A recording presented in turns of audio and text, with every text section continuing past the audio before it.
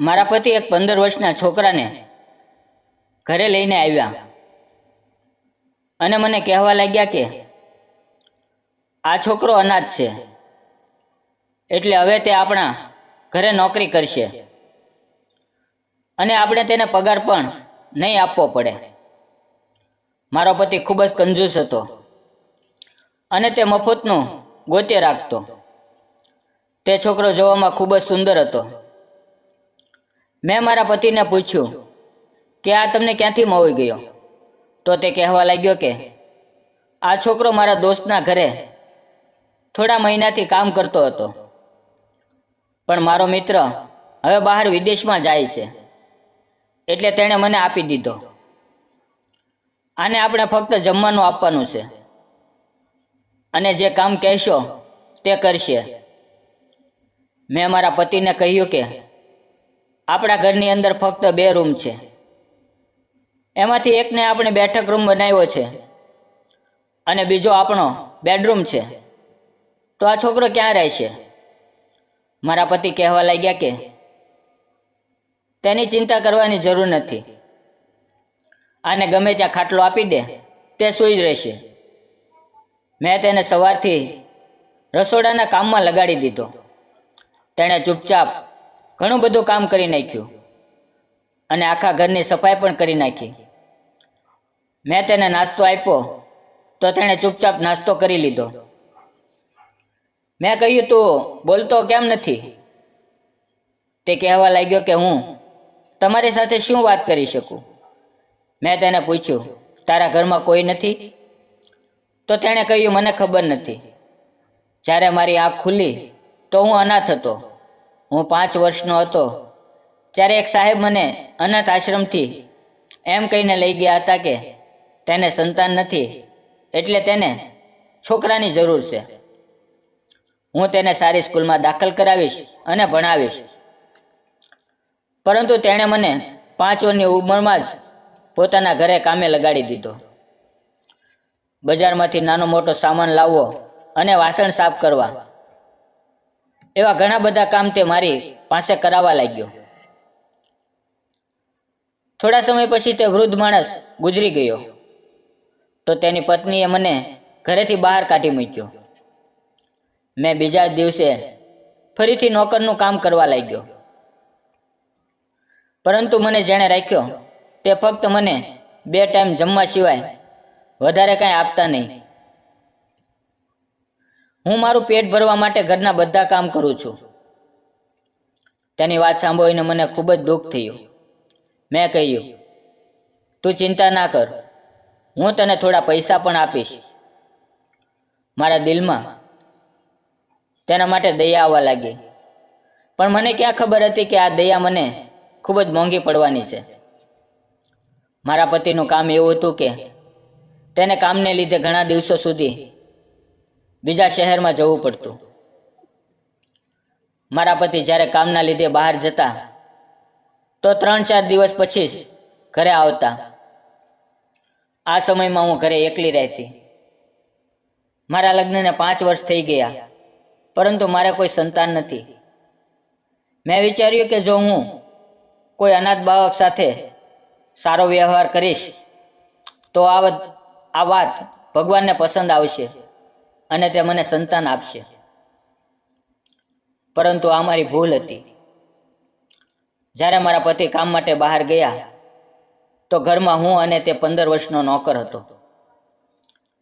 સવારમાં હું દુપટ્ટો નાખ્યા વગર રસોડાની અંદર કામ કરી રહી હતી તો તે 15 વર્ષના છોકરાની નજર મારા ઉપર ફરી રહી હતી.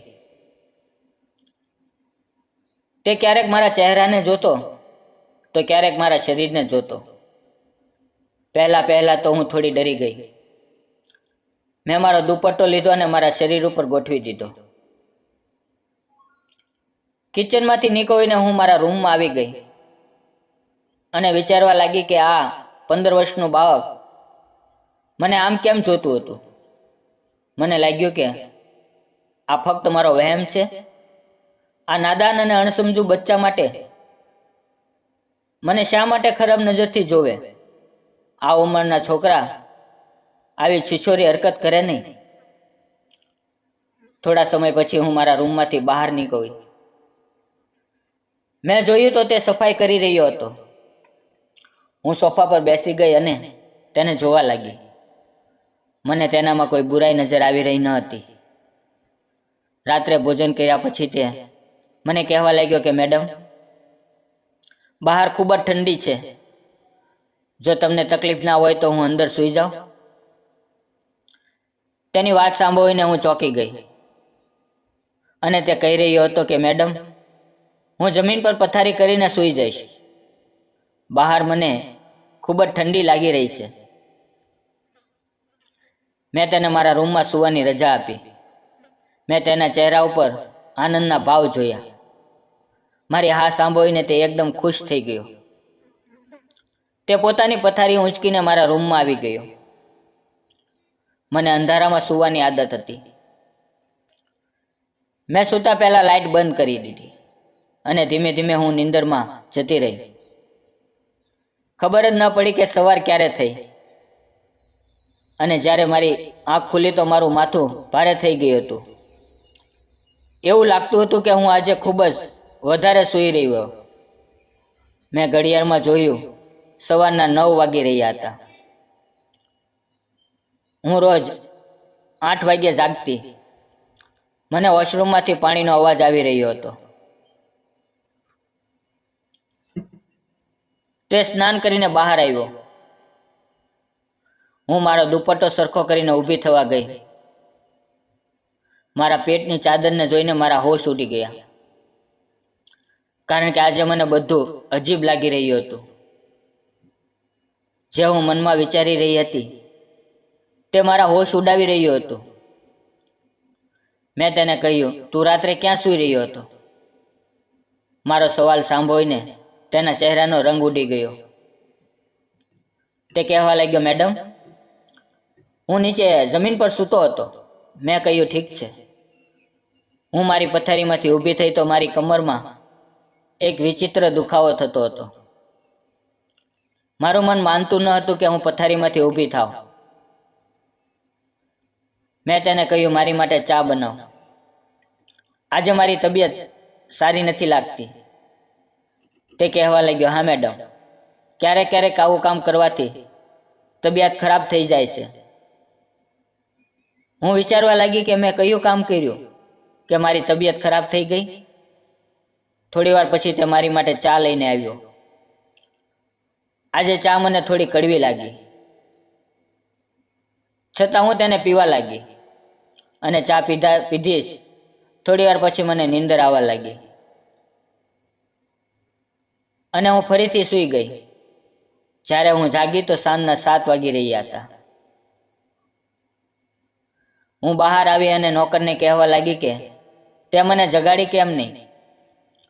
તો તે કહેવા લાગ્યો કે મેડમ, તમે જ્યારે સૂવો છો ત્યારે ખૂબ જ સુંદર લાગો છો. તેની વાત ઉપર હું ચોંકી ગઈ ને મેં તેને પૂછ્યું, તારો કહેવાનો મતલબ શું છે?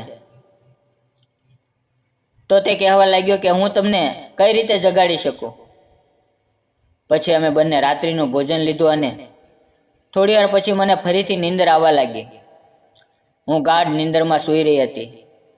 મને એવું લાગતું હતું કે મારા શરીર સાથે કોઈ વહાલ કરે છે, જે મારા પતિ કરતા હતા તેવો જ વહાલ અત્યારે કોઈ કરી રહ્યું છે. મારી આંખ ખુલતી નહોતી. મને ખૂબ જ આનંદ આવી રહ્યો હતો, પરંતુ મારા પતિ તો ઘરે નહોતા. તો પછી આ રમત મારી સાથે કોણ રમી રહ્યું છે? મને સમજાઈ રહ્યું હતું કે મારા ભોજનમાં ઊંઘની દવા આપવામાં આવી હતી અને તેનો ફાયદો કોઈ ઉપાડી રહ્યો છે. માંડ માંડ મેં મારી આંખ ખોલી અને એવું જોયું કે મારા પગ નીચેથી જમીન સરકી ગઈ, કારણ કે તે બીજું કોઈ નહીં પણ 15 વર્ષનો બાળક હતો, જે મારી સાથે. મિત્રો, વિડીયોનો આગળનો ભાગ સાંભળવા માટે વિડીયોને લાઈક અને ચેનલને સબસ્ક્રાઈબ જરૂર કરજો. ફરી મળશું આવતીકાલે એક નવા વિડીયોની અંદર. ત્યાં સુધી આવજો. વિડીયોમાં આવેલા નામપાત્ર અને ઘટના ફક્ત કાલ્પનિક હતા.